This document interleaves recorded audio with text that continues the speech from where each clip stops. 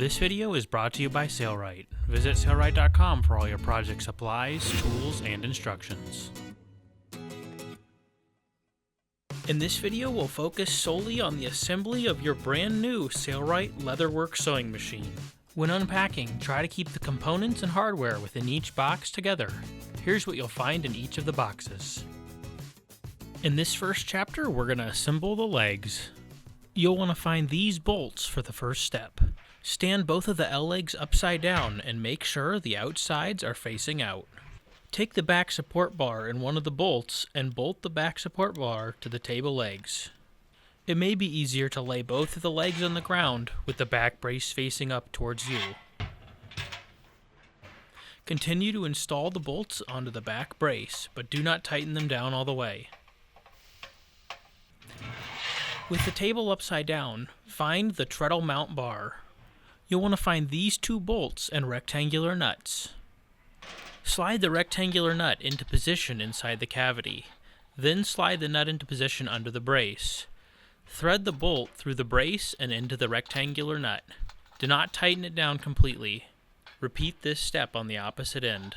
You will have to hold the rectangular nut with your finger as you thread the bolt through. We recommend installing the brace about 3.5 inches from the front of the legs. They are adjustable to your preference. Now that the brace is squarely positioned, we'll tighten down both ends with a wrench. In this next chapter, we'll be attaching the tabletop. Place the tabletop on the floor with the top side facing down on a soft surface. Place the legs on top of the table with the belt slot facing towards the back bracer on the legs. Find the hex head lag screws, lock washers, and washers. Run a lock washer, then a large washer onto each one of the screws. Before we screw the tabletop to the legs, we'll once again make sure the back of the legs are pointing the same direction as the belt slot. Then we'll line up the legs with the pilot holes and screw in the screws. We'll thread both of the back holes in the tabletop first before we move on to the front. Use a 3/8 inch socket or crescent wrench to tighten down both of the screws. Do not tighten them down all the way. Repeat the process in the front, and when you're finished, tighten down all the screws snugly. The legs have adjustable feet.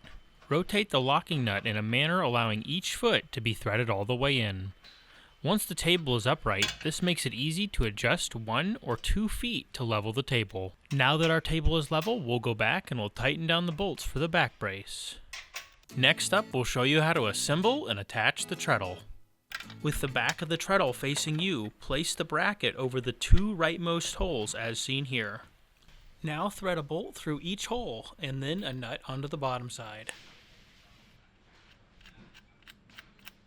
And finally, we'll tighten both of the bolts down firmly. Now find these 2 pivots, bolts, lock washers, and nuts. With the table upside down, place 1 pivot underneath the far right slot of the brace, making sure the tab comes up through the slot facing the outside of the table stand. After we run the bolt through the pivot and then the slot, we'll attach the nut. Repeat this step with the other pivot on the farthest opposite slot, making sure the tab is facing up and away from the center. Notice that the pivot posts are facing inward towards the center. This is where the treadle will be attached. When attaching the treadle, make sure the bracket is facing the back brace on the table stand. Then line up the holes on the sides of the treadle with the pivots, being sure to center the treadle with the stand. The treadle must move freely without play. Using a wrench and a screwdriver, we'll tighten down both of those pivots. After tightening, ensure the treadle moves freely. If not, you'll need to make adjustments. In this next chapter, we'll attach the idler pulley. Now you'll need to find these 2 carriage bolts, lock washers, and nuts. Push the 2 carriage bolts through the holes closest to the belt slot. Using a mallet or a hammer, tap these bolts down until they're level with the tabletop. Slide the idler pulley onto the carriage bolts as seen here, and add the washers, then the lock washers, and then the nuts. Once the nuts are installed, slide the bracket over so that the end of the bracket lines up with the score mark located on the bottom of the table, as you can see here. Now tighten down those nuts with a wrench or crescent wrench. Make sure the bracket stays in line with that score mark on the bottom of the table. In this chapter, we'll be preparing the Workhorse servo motor. Here's what you'll need to assemble the Workhorse motor. First, we'll rotate the drive shaft so it's facing up. Then we'll insert the key into the keyway. If you're struggling to get your key into the keyway, try the second one. If your key is too tight to fit, use sandpaper or a Dremel tool to smooth out the key. Before we install the pulley, we'll need to loosen the set screws located on the flange of the 21-tooth pulley. The keyway and the pulley should fit snugly over the key on the motor shaft.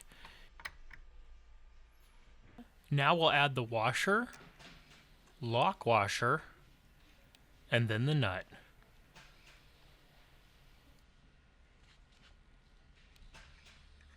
And tighten it down snugly. Finally, we'll tighten those two set screws we loosened earlier to put the pulley onto the motor. Find these 3 set screws in the motor cover bracket. You'll want to orient the bracket as you see it here, with the bracket angled towards the front of the motor. We'll screw in all 3 screws, but won't tighten them all the way down so that we can make final adjustments. Now we'll adjust the bracket so that the screw closest to the front of the motor is 3/8 inch from the bottom of that bracket slot. Then we'll tighten down the remaining screws. Loosen the pivot screw on the Workhorse servo motor. The side of the Workhorse motor should be perfectly vertical with the ground. Use a triangle or square to set the angle and tighten the pivot screw. In this coming chapter, we'll attach the motor to the tabletop. For this chapter, you'll want to find these 3 carriage bolts, washers, lock washers, and nuts. We'll slide the 3 carriage bolts into the holes on the top of the table, as you can see here. Then use your mallet or hammer to tap these carriage bolts down until they're flush with the table. Flip the table upside down and place the slots of the Workhorse motor bracket over the bolts. Place the washer, lock washer, and then nut on each of the carriage bolts. Before we tighten the motor down, we'll slide it over so it lines up with the score mark on the bottom of the table. Then use our wrench to tighten down all of the nuts. In this chapter, we'll show you how to install the linkage bar. Loosen the center nut on the linkage bar so that it'll slide apart. On each end of the linkage bar, take off the first nut and lock washer. Feed the threaded post on the linkage bar through the hole on the lever at the front of the Workhorse servo motor. Now install the lock washer and the nut. Then we'll use a wrench or a crescent wrench to tighten down both of those nuts. Feed the other threaded post on the other end of the linkage bar through the bracket on the top of the treadle. Install the lock washer and then the nut. Then we'll tighten down the nuts on this side as well using a wrench or a crescent wrench. Now that both ends of our linkage bar are installed, we'll adjust the treadle so there's about a 1/4 inch gap between it and the floor. Then we'll tighten down the nut on the middle of the linkage bar. Increasing or decreasing the overlap of the linkage bar changes the angle of the treadle pedal. If the linkage bar overlap is too aggressive, the pedal's angle will be extreme and it'll prevent the operation of the motor. This lever must come into contact with this pin. If it does not, make adjustments. Next up, we'll show you how to install the oil tray and hinges. You'll find a bag of wood screws. There'll be more than required. You need 4 of them. The tabletop has a cutout for the head. If you look closely, you'll notice there are pre-drilled holes for the oil tray. The oil tray has an angled side and almost vertical side. The vertical side goes on the same side as the belt slot. Now we'll line up the mounting holes in the oil tray to the pilot holes on the table. Then we'll screw the oil tray in place. We'll place our hinges into the 2 hinge cutouts on the tabletop and use the 2 included wood screws to screw them into place. In this chapter, we'll show you how to install the sewing machine and cover bracket. Remove the sewing machine from its styrofoam shell and place the machine face down on a flat, soft surface. Loosen the hinge hole set screws so that the holes are not obstructed.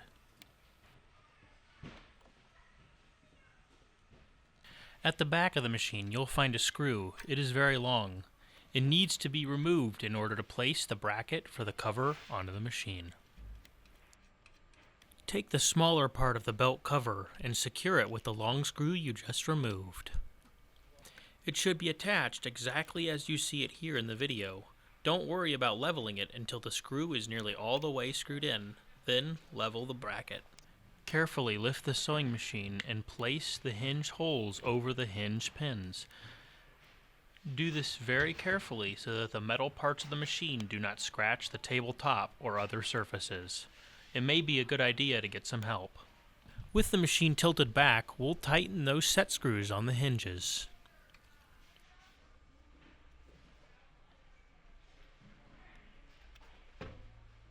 In this chapter, we'll show you how to secure the balance wheel.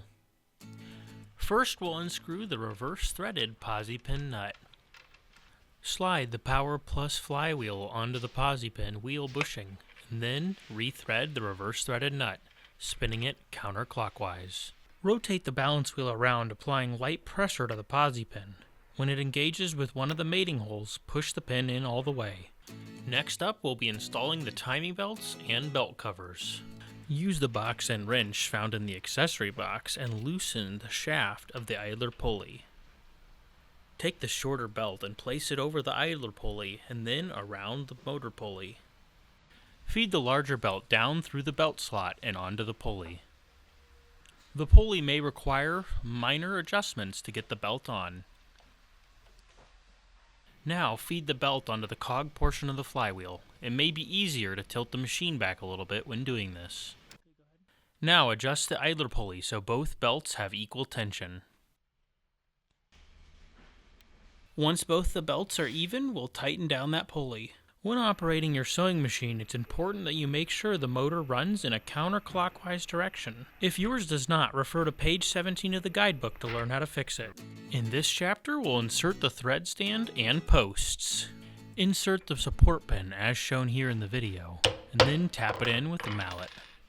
The thread stand post should be tapped in the hole that's facing towards the front of the sewing machine. Its tapered top should be facing up. The longest thread stand post with the looped end should be tapped into the back corner of the tabletop. Tap on both thread stand posts until they're firmly in place. Screw the spool pin into the threaded post on the top of the sewing machine. Use a slotted screwdriver to secure it firmly. Then slide the red felt disc over the top. Now we'll install the light and the wire. Using an alcohol prep pad or a rag with alcohol on it, clean the surfaces you're going to apply your adhesive pieces to. Be sure to press down firmly once you have applied your adhesive piece.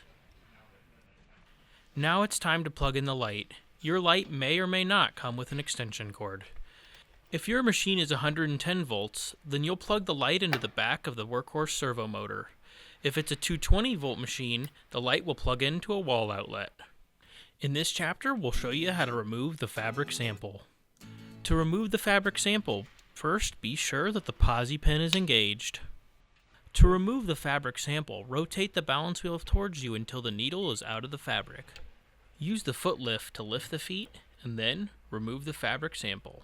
And finally, cut the thread coming from the bottom of the sewing machine. Your new Sailrite Leatherwork Sewing Machine is now complete. For proper operation of the sewing machine, be sure to watch the Leatherwork use video. I'm Seth Grant, and from all of us here at Sailrite, thanks for watching.